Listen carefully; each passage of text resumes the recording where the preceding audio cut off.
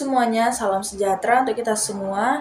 Perkenalkan, nama saya Grisna Sitorus, saya dari kelas 11 IPS 5. Saya akan mewawancarai seorang pemuda yang berasal dari suku Batak yang bernama Eka Anita Juniarti Sitorus.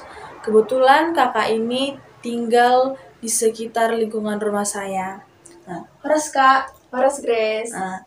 Jadi gini Kak, saya akan mewawancari kakak seputar tentang tari tortor. Apakah kakak bersedia untuk saya wawancarai? Ya, saya bersedia. Oke. Nah, pertama, apa sih Kak tari tortor itu? Tari tortor itu adalah tari tradisional suku Batak yang berasal dari Sumatera Utara, di mana tari ini digunakan sebagai media komunikasi untuk menyampaikan batin baik kepada roh leluhur terdahulu dan kepada orang yang dihormati seperti tamu, orang tua, dan juga tarian ini digunakan sebagai ungkapan rasa syukur saat masa-masa panen. Oh gitu ya Kak.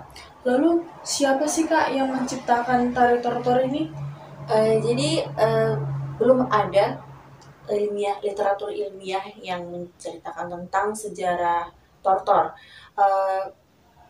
Nah, jadi belum tahu juga siapa penemu pastinya.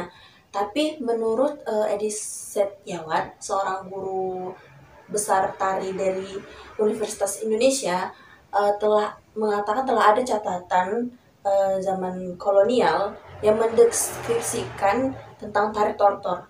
Dan ada juga yang berpendapat bahwa sejak di abad ke-13 Masehi itu sudah merekat tari tortor itu di masyarakat Batak, yang dia sampaikan oleh mantan Anjungan Sumatera Utara saat periode 1973 hingga 2010, di mana beliau juga seorang pakar tari tortor. Oh gitu ya Kak. Terus kenapa sih disebut sebagai tari tortor?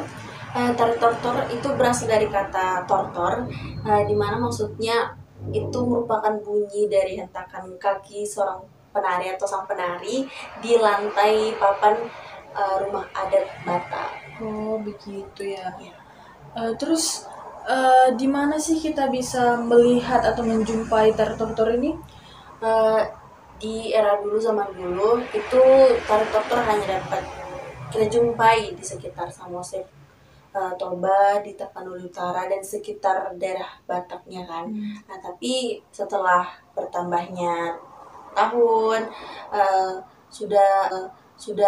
masyarakat sudah mulai merantau ke berbagai daerah, sehingga tari tortor ini pun sudah ada di berbagai daerah. Jadi kita bisa lihat dimanapun tari tortor ini. Oh iya. Kalau gitu kapan kita bisa melakukan tari tortor ini? Dahulu tari tortor dilakukan saat upacara pernikahan, upacara kematian, masa-masa panen, upacara penyembuhan, dan penghormatan kepada roh leluhur terdahulu. Namun seiringnya berkembangnya zaman, tari tortor hanya dilakukan saat upacara kematian dan upacara pernikahan. Oh gitu. Terus Kak nih yang terakhir, bagaimana sih proses perkembangan tari tortor ini hingga saat ini? Jadi pada awalnya tari tortor itu hanya ada di sekitar Samosir, Toba, dan daerah Batak sekitarnya.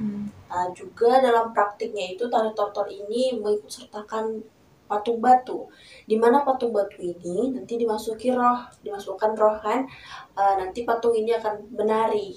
Nah, kemudian tari tortor ini bertransformasi seiring masuknya agama Kristen di daerah Silindung, kemudian menyebar ke daerah-daerah lainnya, dan sejak saat itulah tari tortor ini tidak mengandung unsur-unsur roh atau unsur gaib lainnya, melainkan sebagai perangkat kebudayaan yang melekat pada kehidupan masyarakat Batak. Oh begitu ya Kak. Baiklah Kak, sekian sesi wawancara kita. Terima kasih sudah meluangkan waktu untuk melakukan wawancara ini. Dan terima kasih juga kepada teman-teman yang sudah mau menonton. Lebih kurang mohon maaf. Sekian dari saya. Terima kasih.